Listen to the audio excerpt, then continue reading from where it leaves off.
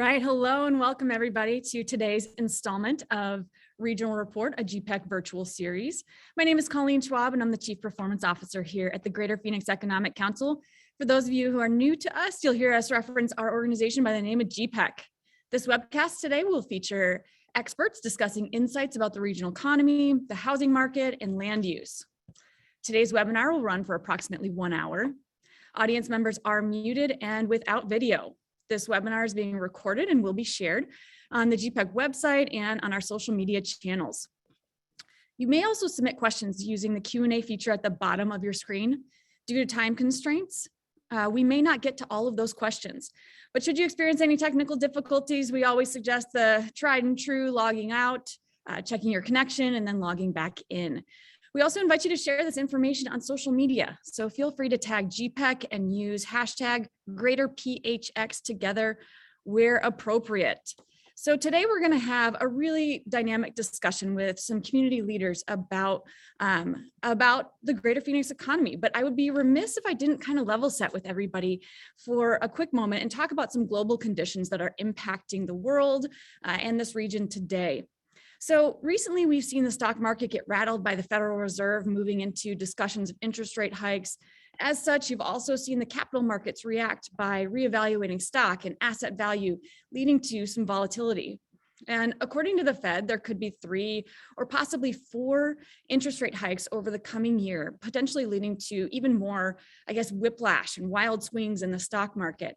But these interest rate hikes are they're one measure to bring what is now a 40-year high inflation rate under control, and to reduce the impact that the soaring prices have had on everybody, especially on those lower income families already struggling to cope with the pandemic and all of that.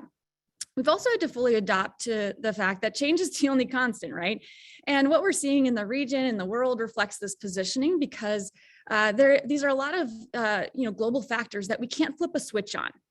And there are still disruptions at every level of the supply chain, from manufacturing plants to gridlock ports to what we're seeing on the store shelves. But this is all the fact that the cost to manufacture goods is increasing. The cost to have truck drivers driving all of the goods is increasing. So we're seeing that everything is costing more. And not to mention, we're also seeing some geopolitical tensions with Ukraine and Russia. And I'll layer one more on y'all, that we're also seeing that the Omicron variant, is still hitting communities and taxing our healthcare system. So you might say, what do we do, right? I know this is some layering on a lot to everybody here by 8:35 in the morning, but there's also no denying that these economic and global factors, they impact our region, right? And so we can't also deny that they change us, but they also can't take away the undeniable spirit of this region. And that's what we're honored to have each and every one of you on this regional report today to learn more about the economy, about what's happening in Greater Phoenix. And we're hopeful that you all will be mouthpieces to what needs to be done to make sure this region is positioned for success and opportunity for so many generations to come, because that's what GPEC is really committed to doing every day as well. Every market faces these cycles of emergence, growth, stagnation, and potentially decline. But a market can thwart that decline by infusing innovation and intentional growth strategies. And GPEC is really steadfast about deploying strategies to do just that. And through our recent Convening the Community series, we discussed 10 economic imperatives. And these economic imperatives are intended to support the evolution of an innovation-driven economy that is really that can compete on the global stage for those generations to come. So we're working with community organizations and thought leaders, and so many people that are at the tip of the spear of each one of these imperatives. So when we think about STEM and we think about CTE, we think about the talent that's needed to create and support these industries of the future. We're thinking about the needs of Title I schools, the entrepreneurial ecosystem, the environmental resiliency practices, and that's just to name a few. But we also know that innovation needs investment, right? And so as an organization, we're looking to move beyond solely looking at macro level data trends to determine and assess our market, but we're also looking at social outcomes to support the evolution of that innovation-centered and equitable economy that we are all working to develop. And so this is something you'll be hearing a lot more about from GPEC as the months and years go on. But this is also why we have this panel today, because conversations about the economy and everything, they're not based on one lever that we can pull or move.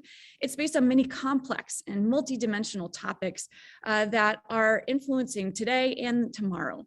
But we need to know where we're at, and that's what this conversation is. It's about these critical points about our regional economy.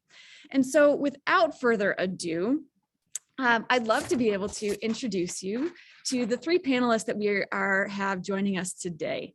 And so today we have Kristen Stephenson. She's our Senior Vice President of Research and Analytics at GPEC. We've got Tina Tamboer. She is the housing analyst, Senior Housing Analyst at the Cromford Report, and Greg Vogel, founder and CEO of Land Advisors Organization. So first, I'd like to pass it off to Kristen. In her role with GPEC, she leads the competitor market analysis, community partnerships, and research innovation programs here. And also while supporting the efforts of the business development and the marketing teams. So Kristen, I'm going to turn it over to you. Thanks, Colleen. Very excited to talk to everybody today about one of my favorite topics, which is the economy and specifically the greater Phoenix economy. So if we can start with the next slide. Level setting where we're at right now. Our pre-COVID recession peak was in December of 2019, and we were at about 2.2, 2.3 million jobs. That held pretty steady for January and February of 2020. But then, of course, as we all know, we saw the pandemic-induced recession and a pretty significant drop-off of jobs. Here in the greater Phoenix market, that led us to drop below 2 million jobs to 1.99 million jobs in April of 2020. That was the base, the lowest point that we hit. Since then, we have recovered all of those jobs and then some. We're actually at 123% of jobs lost. We currently have an unemployment rate of 2.4%. This means the region is very close to full employment. Essentially, everybody that wants a job has one. What you're seeing in the unemployment is just generally kind of natural churn of the market. And really, we haven't seen unemployment rates this low since the mid 2000s and late 90s. So pretty unprecedented for us here. In fact, this is down over 10 percentage points from our peak unemployment rate. We got as high as 13.5%. So we've dropped about 10 to 11% percentage points since then. So if we go to the next slide, we can talk a little bit about how the COVID recession impacted us. In a 2-month span, we lost 242,000 non-farm payroll jobs. Most of these losses were concentrated in 4 different industries: leisure and hospitality, professional and business services, healthcare and social assistance, and retail trade. That accounted for about 3 out of every 4 job losses. The interesting one I want to point out too is our finance and insurance sector. We actually never lost jobs during those 2 months time frame. Every other industry lost jobs. That one did not. They actually gained a couple hundred jobs during that time frame. So that's kind of setting the stage from where we started from as we pulled out of this economic downturn. So if we go to the next slide, we can talk about how each of these jobs has recovered. So what we're looking at here is most of our industries have recovered from their pandemic job losses. Transportation and utilities is a very interesting one that I want to point out. They not only recovered all the jobs lost during the recessionary timeframe, so they lost about 3,300 jobs during that timeframe. They've actually gained tenfold that. They've gained an additional 28,500 jobs since April of 2020, which is extremely significant. Leisure and hospitality has definitely made some rebound, has not reached full recovery yet. Lost about 100,000 jobs there. They've regained about 81,000, almost 82,000. So around 82% recovered.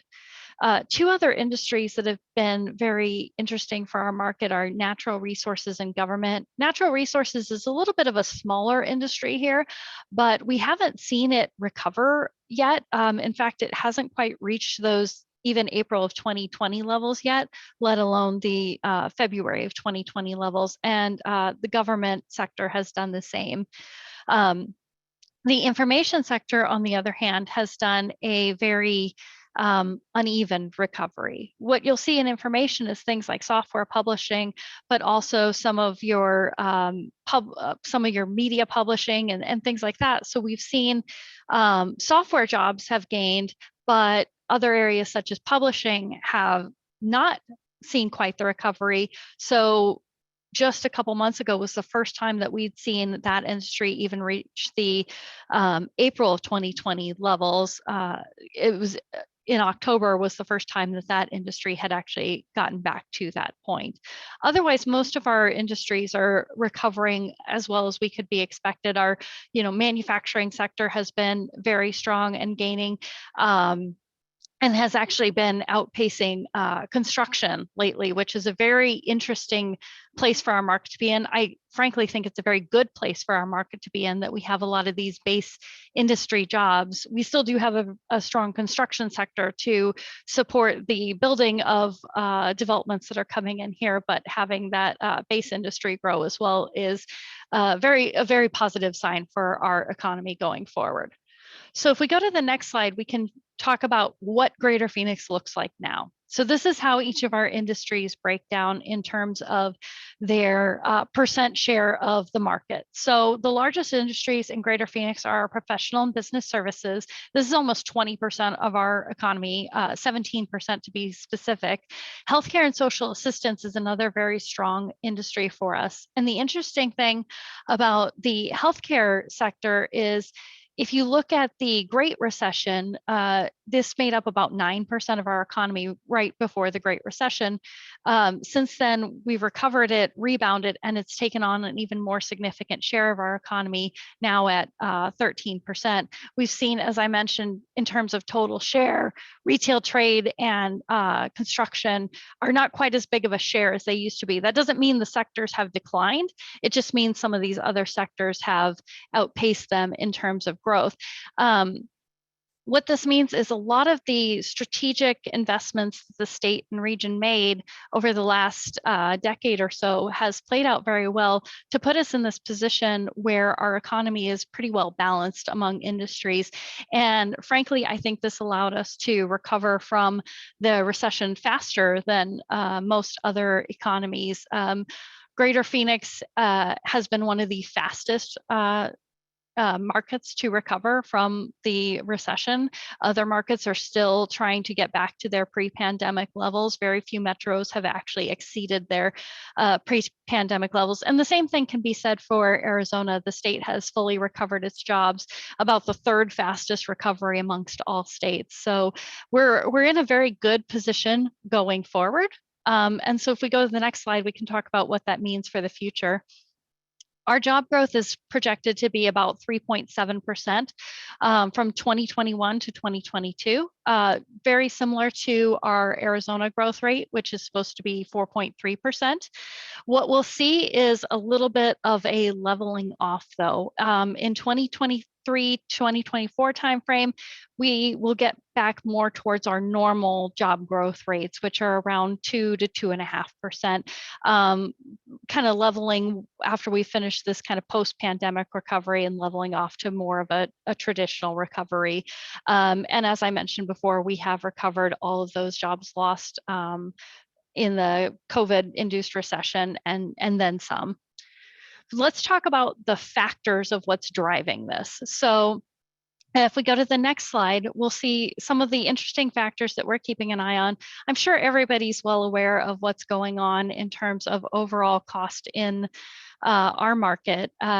I know everybody's probably seen the recent inflation numbers, which have shown about a 7% gain for national, a little bit higher even for Greater Phoenix. What we have also seen is a slight increase in our cost of living here. A lot of this is being driven by housing and utilities. This data is through Q3 of 2021. We'll get Q4 here in the next couple of weeks to see how we ended up. We have actually passed a few of our competitor markets like Dallas and Salt Lake. However, we are still very competitive with them. We're only a couple points higher. and we're well below some of those expensive markets that we compete against, such as Los Angeles, Seattle, or San Francisco. And then if we go to the next slide, as I mentioned, I won't get into housing too much. I know that Tina has a lot to say on that, but I do want to hit kind of real quick on what we're seeing in terms of housing prices. So the Case-Shiller index is up 32% year over year. What this index is measuring is basically setting the baseline of home prices, what home prices were in 2000, and then indexing it accordingly. So you can look at, our homes are basically 3 times more expensive now than they were in 2000. And what we've seen as this increase over time, year over year, has been about a 30% increase. And it's been the same for the last couple months. It has leveled out just slightly. The last couple months were a little bit over 33% growth year over year. Now we're at 32% growth year over year. And every month since December of 2020, we've actually registered the highest value since the index began reporting in Phoenix. So essentially, we've gotten back to those 2007 levels of home prices. And then if we go to the next slide, another factor that we're monitoring for our economy is gross domestic product. Our economy was growing very well prior to the COVID-19 recession. Growth was around 4% year over year for each of the previous 2 years. We did see a slight decline in 2020, where our GDP dropped by about 0.5%, $240 billion. So a slight decline. Arizona did something similar, declining by about 1%. However, compared to the national economy, we did much better than them. They had a 3.5% decline year over year. I fully expect us to recover this in 2020 when we see the 2021 numbers come out, because this was such a insignificant drop, and because we have recovered those job numbers fully. And then if we go to the next slide, one thing that we always track too is what's making up our economy in terms of industries. So we've seen a lot of growth in things like the material movers, which is no surprise given that jump in our transportation and warehousing industry that I shared earlier in the slide. One that I really want to point out too is our semiconductor technicians. This is just one small industry, but you can see a 66% growth year over year there. This is one occupational category that falls within the semiconductor industry, but I think it's very indicative of how the semiconductor industry has been growing in our market with the location of things like TSMC and Intel's expansion here. And then if we go to the next slide, talking about wage growth, overall, our wages grew faster than the national average in terms of total real personal income. But we did see that our per capita income grew a little bit slower than the national average, not much. We were at 4.6%. The national rate of real real personal income per capita was 4.9%. The other interesting story is Arizona as a whole has been growing very quickly in terms of both total real personal income and per capita real personal income. So I think this is really a great sign for Arizona that you're seeing less of a disparity between urban and rural areas, and overall a strong performance of our Arizona economy. And then let's talk a little bit about national numbers here. One thing that I want to point out is the Purchasing Managers Index. So this index measures the direction of the manufacturing sector and whether purchasing managers view the economy as growing or contracting. If the number's above 50, it's growing. If it's below 50, it's contracting. Nationally, this number is seeing growth.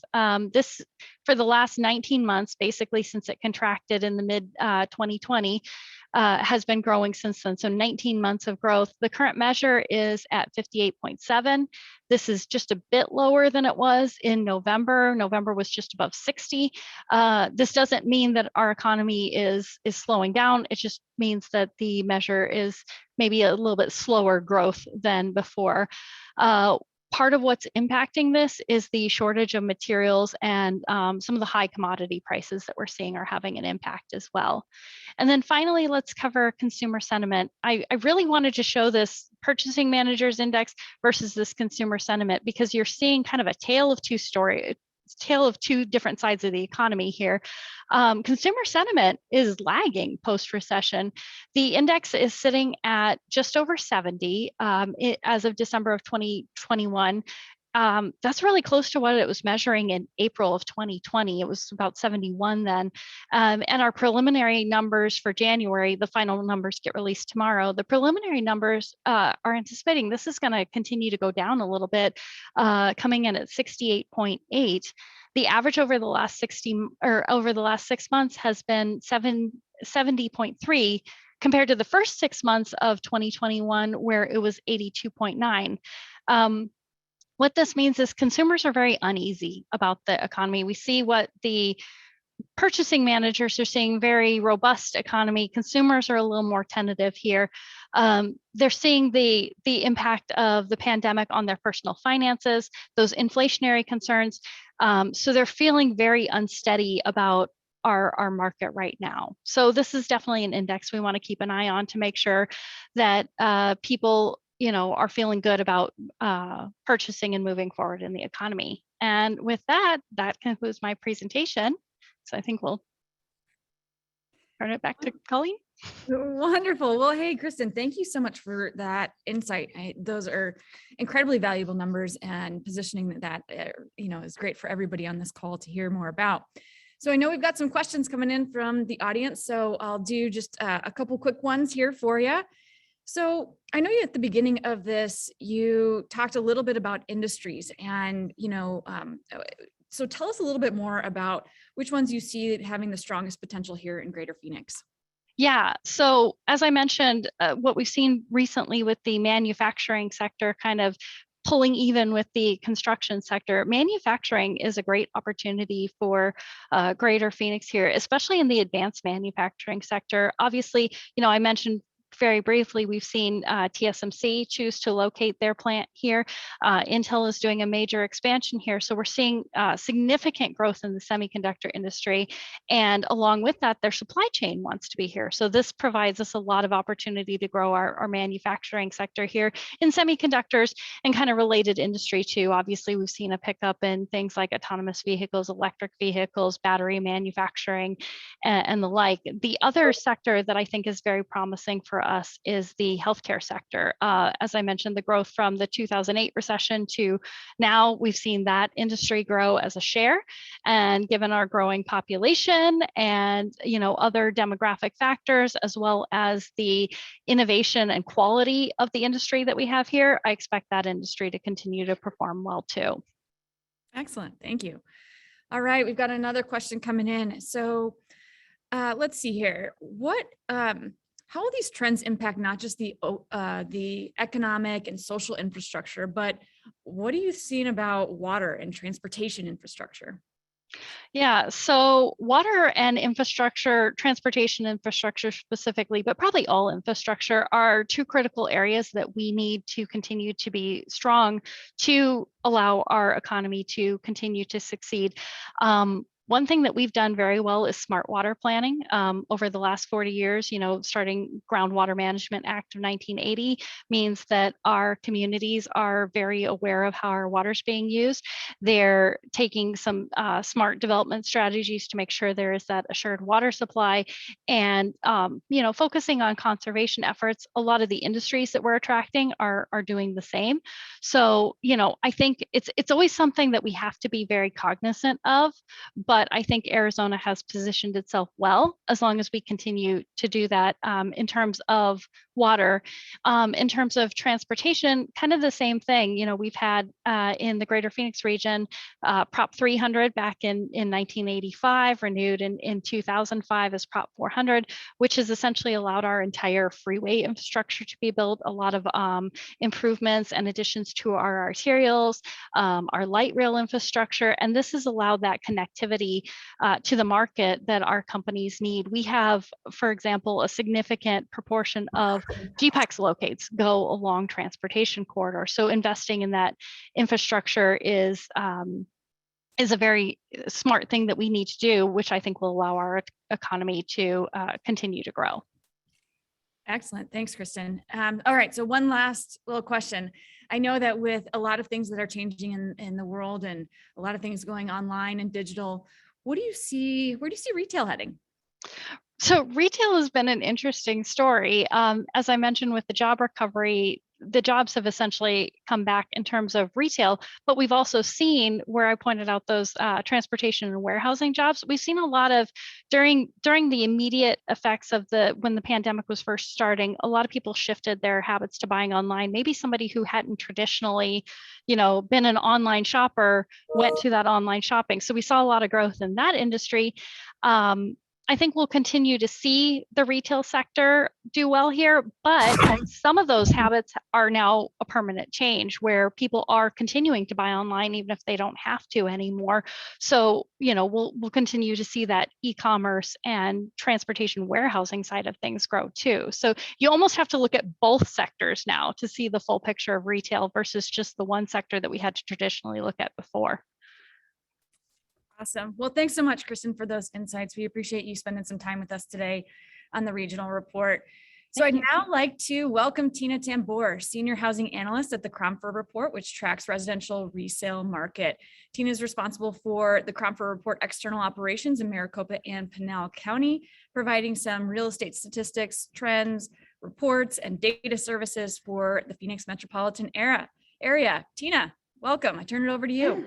Well, thank you so much for having me. I'm honored to be here. We're going to be going over specifically what the supply and demand issues are for housing. So for all of those companies and people moving here, what is the situation with the housing costs and what can we expect going forward, especially with our interest rates? So on the next slide, I just want to first tell you about the Cromford Market Index. This was an index that is based off of 2000. So that's where the 100 comes from. At 100, we consider our market imbalance. In a balanced market, you can expect your housing values to rise at the rate of inflation. And right now that rate of inflation is about 7%. So if you go over 110 on the index, you're now in a seller's market and you can expect to get better than the rate of inflation. The farther over 110 we go, the more you can expect property values to rise over the rate of inflation. So on the flip side, even if we go into a buyer's market, when your rate of inflation is 7, it just means that you'll get less than the rate of inflation. It does not necessarily mean you'll lose value in your home. So the next slide just tells us that this indicator is not something to be predicted. It is the predictor for everything else for us, but it's specifically the predictor for price. So on the next slide, you will see historically that this indicator has served us very well. The black line is the Cromford Market Index. The blue bars are your annual price appreciation numbers, and that green line, that green bar, is your inflation rate. So as you can see, as long as that black line is moving above 100, you'll start to see your property values when they close will start to lag a little bit and then they start to move. So they do move up and down with this indicator. So most recently, we've seen this indicator not drop, but rise. It did drop in the latter half of 2021, but just over the last 30 days, it has started to rise again. So on the next slide, you'll see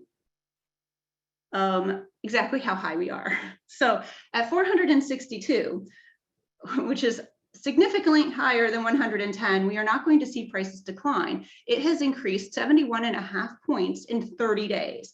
And not necessarily because our demand is rising. Our demand at 122.6, that's 22.6% above normal for demand, but it's still hanging out there. It's not rising, it's not falling. What's falling is our supply, 4.9 points in a 30-day period, and that is what's pushing our market again towards sellers. So on the next slide, you will see that last year, this is not seasonal, this indicator is seasonally adjusted. So you can see our normal years, if you will, 2015 through 2018 and a little bit of 2019. This indicator is typically about 160 or below. So we are now over 460. We're rising similar to 2021.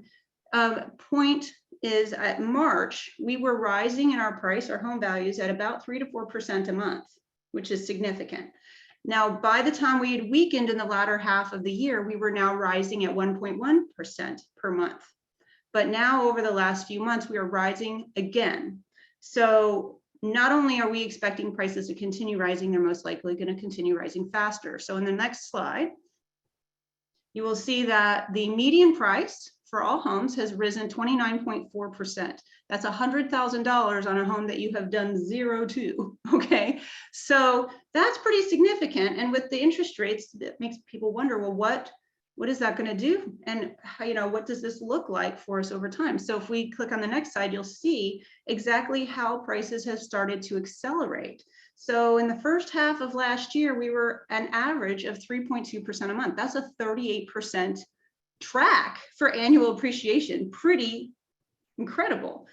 The last 6 months of the year was at 1.3%, still pretty incredible. It's 15% a year, but definitely a slowdown. But now we're already from December, we're not even through the end of January, and MLS sales are already up 2.3% in price in the median. So next slide. Let's talk about those interest rates. What have interest rates done to help or not help? So just to give you a perspective, we've been this high in interest rates before, 4.87% in November of 2018.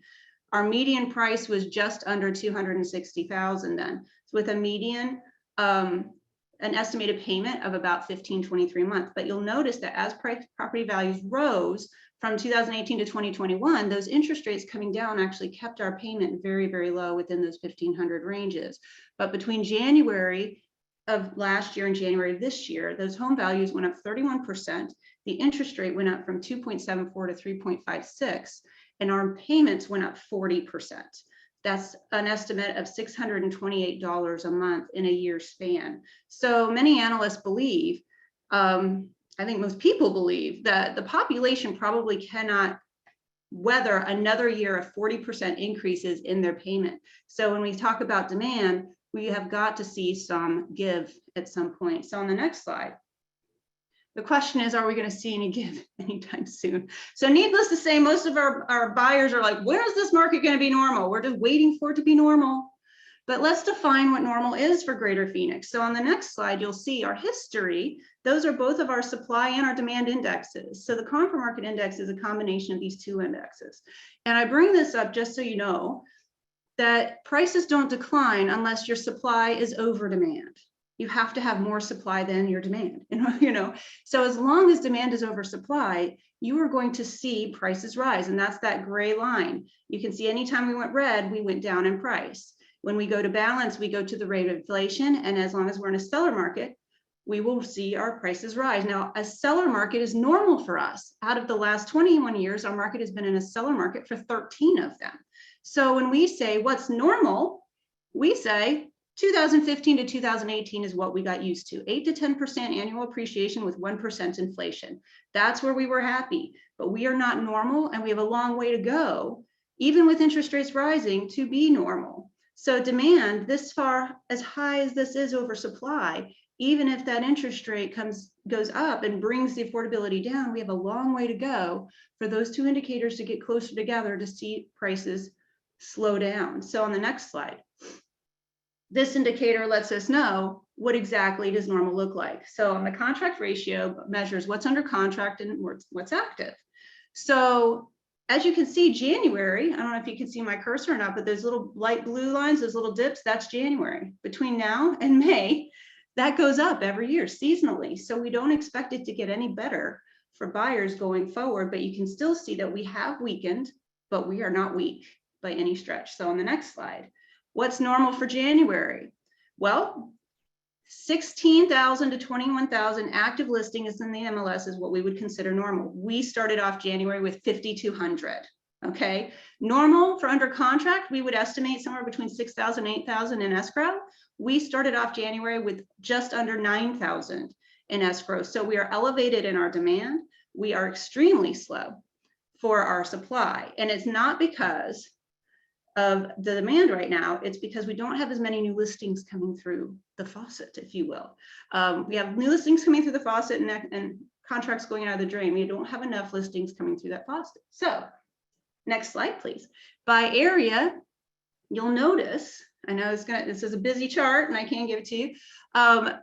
You will see that many of the areas have a normal level of escrows in process for this time of year. It is literally the number of active listings in the MLS that's extremely low.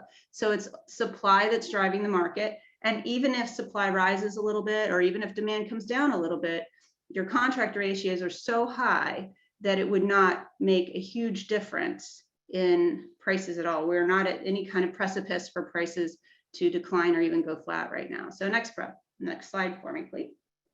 So here are just a couple of your segments, if you will, comment points. So we are pushing right now through January 26.2% appreciation, down from 39, but still very strong. And what we would be used to would be 4 to 10%. So next slide. Our sold over asking price is now pushing 43% for the month of January. Normal for us would be 15 to 18%, but still declined from 60% last June. The highest percentages going over asking between 250 and 500. Next slide. The amount over list price is a median of $10,000. And that's been hanging tight since since November, since November. So November, December, January, so far, a median of 10,000, down from 20, but normally we would expect 2,000 to 3,000. Next slide. And then you've got your list price to sale price ratio. This is your negotiating gap, 99.8%. You have a 0.2% negotiating gap, but not if you are under 600,000. I can guarantee you, not until you get over 600,000, do you have a little teeny tiny smidgen of negotiating around here. In a normal market, you would expect that to be 97 to 98%. Next slide. And then finally, number of days a buyer has before a property goes under contract. So the holiday lull is over and we are now starting to decline, and we expect this to decline into May, where it will probably go from 8 back down to 5, just like we saw last year. So 5 days in the market is where we're heading. Right now, you get an extra few days. So buyers have to be very fast, and their agents need to be very fast in responding to a new listing. So next slide. With that, hopefully you guys got enough there. If you have any questions, I'm available. Tina, thank you so much.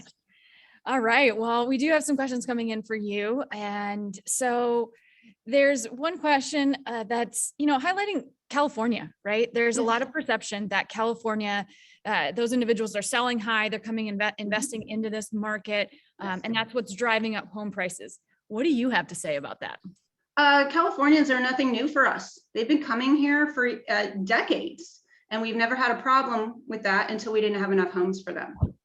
So the only problem we have with Californians is that we don't have enough homes for them to buy. And so it's not like Californians want to come out here and spend all of their money and way over market value for a home, because the supply, the total number of homes built for this population here is so low. They are just, it's like survival of the fittest. The people who are the most financially fit win. And so they are coming to the forefront.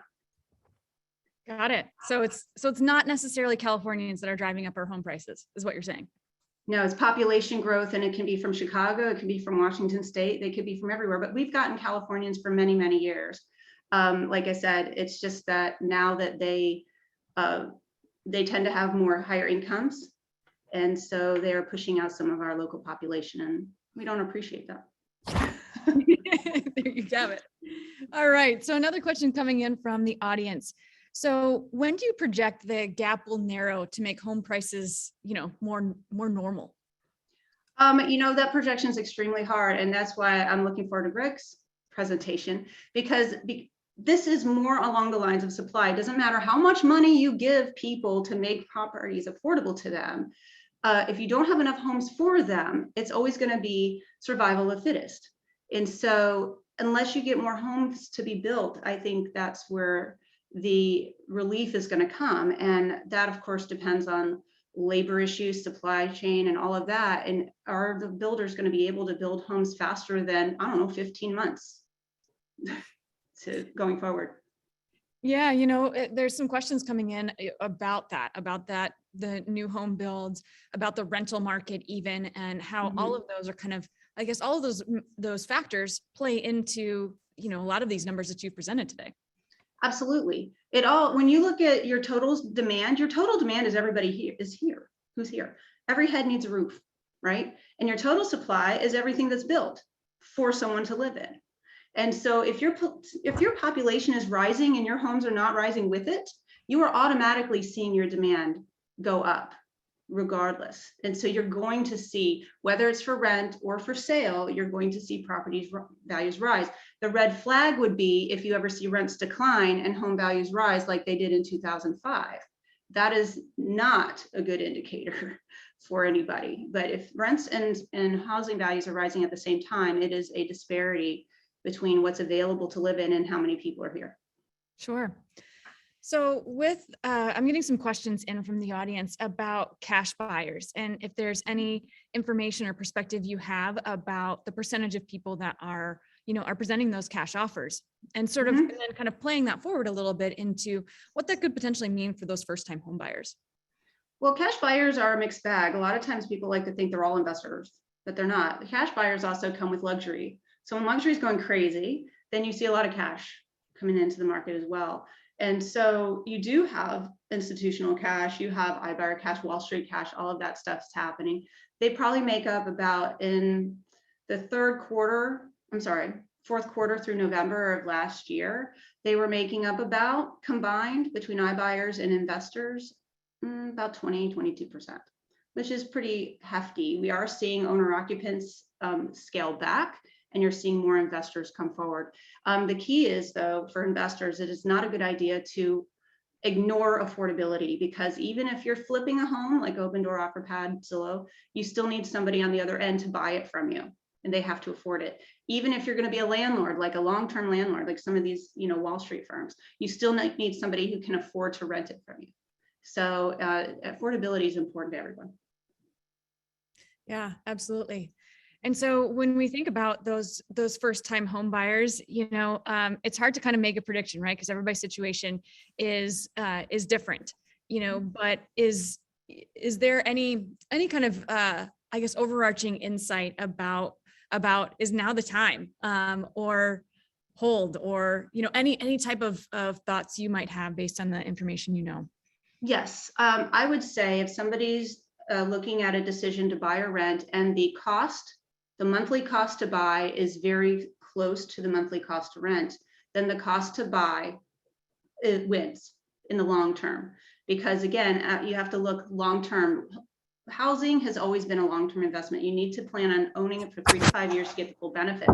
So when you look at where you'll be in equity 5 years from now, if you were to buy instead of rent, you find yourself a lot more ahead in terms of how you've paid down your balance plus your appreciation. Even if you go at 7%, you could find yourself with a median price of say $430,000 at the end of 5 years with a 7% appreciation rate every year. You could find yourself with $256,000 worth of equity at the end of that, per making the same payment that you would have made in rent. So that's why the long game wins in home ownership. Oh, I can't hear you. Well, thank you so much, Tina. We appreciate your time today. And these insights have been wildly helpful. Thank you so much. And so next up, we are going to be hearing from Greg Vogel, founder and CEO of Land Advisors Organization. Since founding the company in 1987, Greg has applied his unique knowledge in the areas of land economics, land use, and market trends to become a trusted advisor and broker to a broad spectrum of clients, including financial institutions, investors, home builders, and master plan community developers. So Greg, I'm going to turn the floor over to you. Welcome. Thank you. Good morning, everybody. Thanks for having me. I guess my slides will pop up here. Thank you. So I think you could see this little illustration that described a lot of the main topics, especially related to affordability on that first slide. We all know we're growing rapidly. We're back to this idea that between 2020 and 2030 will be another 1 million residents joining us. To put the next 20 years into perspective, you could see that we'll need something in the order of nearly 700,000 total housing units, requiring over 300,000 acres of land. We believe this will be mostly weighted to the west, where there's availability of transportation, now jobs, and especially cooperative government, and water will be an issue. East Valley, of course, running short on land except for state land, and growth will continue to migrate to Pinal County. Next slide. So population growth, a lot of shifts here, a lot of in-migration, which is helping us sustain this idea we'll grow by 100,000 people a year. The darker blue you could see is the natural growth. And we peaked at over 40,000 people in natural growth in 2007. We've been on a steady decline and then a huge step down. And that is absolutely illustrating the COVID deaths that have been pulled forward. And we expect to resume more normal natural growth in 23, 24, where we get back to about 20,000 growing naturally. We're continuing to see just robust in-migration due to job growth and everything else that everyone is aware of. Next slide. You talk plenty about this. We'll just skip this one, but this is just really short supply, as we all know, driving prices up. Next. So from a house price standpoint, we always hovered right around the US national average, and now we've been just rocketing forward step by step. We surely hope to stay somewhere around the level of not too far up the spectrum to start competing with California prices. We're still relatively affordable to some of our neighbors, especially California, but this is getting to be a serious issue. Next slide. The appreciation, Tina covered very well, but this puts it in perspective with all the other cities. I will tell you that this is unsustainable. It's going to be a long-term problem that we're all going to need to deal with. We do not want to see this 20, 30% appreciation continuing in Phoenix. It'll be something that will really damage our economic development efforts. It'll be more costly to live, reduces lifestyle in terms of preference, and obviously sends people to more affordable environments. Next slide. So household income has been rocking too. So that's a great thing. Tina described that well in terms of what this median household income can carry. Next slide. Also from a opportunity index, this is really the people earning the median income. 56% earning the median income can afford the median price house in Phoenix. That's still very good. It's falling, and I believe if we looked at more current stats or current month, it's probably falling closer to 50. At the peak of the market in 2006, we were down into the 20s as an affordability ratio. Look at Boise, and that went from 60 to 20 in about 4 years. So we surely hope to not see that, but you could just keep a close eye on the median household income and the median house price that they could afford. Next slide. Permits are up and continuing projected to be up. We'll see more multifamily. You could see that is the light blue out of the stack. The top part is multifamily, and we'll see that as a bigger and bigger part of our overall. Next. West Valley is continuing to accelerate. East Valley's flattened, and Pinal will continue to grow. A lot of this is dependent upon water. I'll speak about more in a moment. Next slide.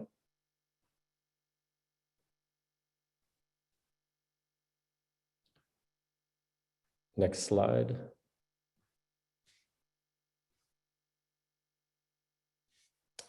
So the large-scale master plan communities, go back one, please.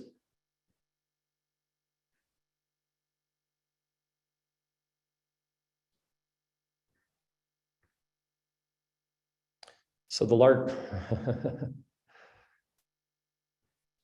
I was looking for the map.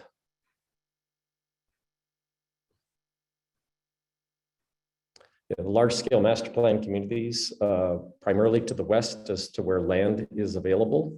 Most of these communities now performing very well. I will tell you though, the permits may be down due to just purely ability to get lots on the ground. Tina mentioned that as she would like me to speak to this related to how we're going to get more supply. We have very large scale platforms out here that could continue to, in a sense, print plats and move through development without having to build very large scale wastewater plants and water campuses and things. For many of these other areas where growth is just incremental by smaller parcels, the communities are really short on infrastructure, and it's going to be one of our biggest challenges. We will continue to see the West Valley dominate in large-scale master plan communities, and eventually we'll see Pinal click into place too. Seeing these velocities of 300 to 600 units, that's what drives a new master plan community being feasible to actually develop. The other thing about the West Valley is it was always distant to jobs for these larger land platforms, and now the jobs have accelerated wildly, so we'll continue to see that be a factor. Next slide.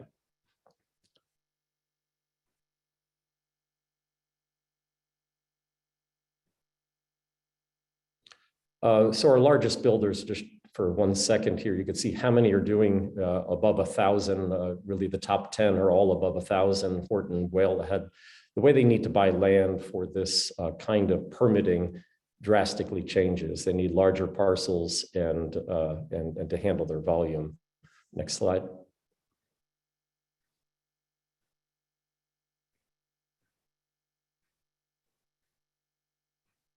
So this is an illustration of all of the existing subdivisions throughout our region. Red means high velocity, orange, and yellow, of course, less velocity, but they're all doing very well. But they're even holding themselves back in terms of sales due to their ability to produce or even properly price. If you go to the next slide, though, you'll see out of these nearly 300 subdivisions, well over 200 of them will be built out this year, requiring replacement. If you could put that next slide on. Yeah, so that is the visual of the need for replacement. In the Southeast Valley, it's going to be very difficult. Inside the 101, it'll be very difficult too. This is the rents that have been accelerating too. So we hear a lot about build to rent. What has happened most recently with rents is it's gotten to such a point that the ability to actually pay more for land than the single family home builder for sale is just at an inflection point right now. So these rents are capitalized at a 4 or 5, 6 cap. And with these rent accelerations, it's allowing the single family build to rent business be worthwhile. Next slide. Active adults improving since COVID is allowed for more travel now. We'll see this rock, I believe, very well into 22, up into the 2,500 range. Next slide. Land transaction volume overall, nearly $8 billion in land transactions. When we look to that, about 25% is the home builders, but all the other is industrial, and a lot of large scale land investment has gone on. This has been boosted by the Howard Hughes purchase, $600 million recording. So that put it out of kilter a little bit. I do believe we're a $7 to $8 billion market this year going forward. Next slide, please. And to illustrate, let's just go on. That's just showing the rise in land sales. Next slide. So this is just an illustration of the acceleration in industrial and employment land sales in this area along the 101 out to the 303 and around the Goodyear Airport. So when you look at these corridors here, just an incredible amount of land is sold, causing enough land platform to build 150 million square feet of space. Keep in mind there was 22 million square feet of industrial absorbed last year. Very robust market. Inside the Agua Fria River, kind of the West Phoenix area, it's down to the last few morsels of land. The 101 still has a little bit of supply, but it's really the 303 corridor, and everything is now moving out to Buckeye in a very aggressive way. Goodyear is booming too, as we all know, but this is all of those land sales total is well over a couple of $1 billion. Next slide, please.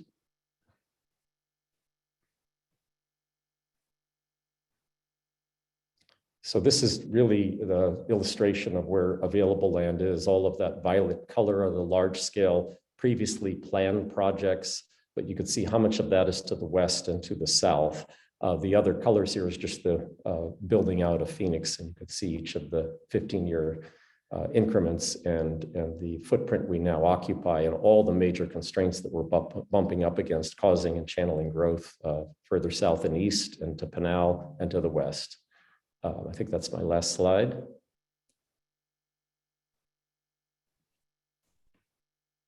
All right, thanks so much, Greg. Thank you all. Yeah, we appreciate your insights. So we've got a couple of questions from the audience that we'd like to toss your way. So do you see the housing supply issue as more of a supply chain labor issue, regulatory issue? You know, if you were to just kind of bucket that on what you're seeing right now. Yeah, I think supply chain is the short-term bottleneck that we hope we'll see alleviated soon. I think the bigger issue is getting land prepared for development, and the cities are just absolutely backed up. So the processing time for a plat, you know, is nearly doubled.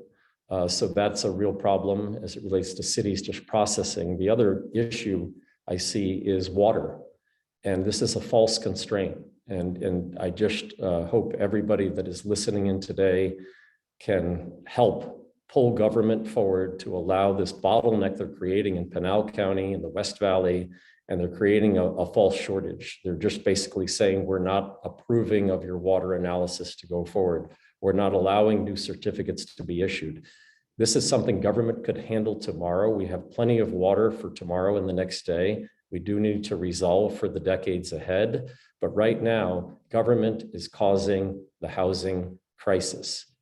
So we have the other side of this crisis. It was caused by mortgagees before, and a lot of greed and speculation and overbuilding. This time around, it is really becoming a government-led shortage. And if we can't get these plats in motion because we can't get a certificate of water supply where there's plenty of water for the moment, we'll address the long-term supply issues, I'm confident, but I see that as the bigger bottleneck for 22 and 23. I can't tell you how much land is being held up related to water. We've got to get to DWR and our governor, and we need to open this thing up. Got it. Thanks for those insights, Greg. What about, do you see any, you know, I know that kind of you talking about the preparation of the land and the plats and everything, you know, is causing a bottleneck. However, do you see any creative ways to increase housing, such as 3D printing? You know, I know we've seen some articles and some media around that topic. So any thoughts on that? Eventually, that's going to be a breakthrough that'll occur that'll help facilitate that. That's not to solve our current shortage. And there's pioneers get the arrows, as we know, and there's already a few of those pioneers who've gotten the arrows on trying to facilitate building systems. It will happen. I really believe the other bottleneck is immigration and DACA. I mean, we've got to get more workers here. We have a labor shortage that is wildly accelerating house price. Of course, materials are up too, but the issue really is around getting labor here to build. Got it. Well, thank you so much, Greg, for your time today. And we appreciate all of our panelists, Tina and Kristen and Greg. This information it has been wildly helpful as we continue to talk about the economy and what 2022 will bring. So my name is Colleen Schwab. I'm the Chief Performance Officer here at GPEC, and I appreciate everybody tuning in, and know that these regional reports are something we launch on a monthly basis. And we look forward to having everybody back out as we talk about the Greater Phoenix region and what is going to happen into the future. So thanks again, everybody. We appreciate your time and have a wonderful day.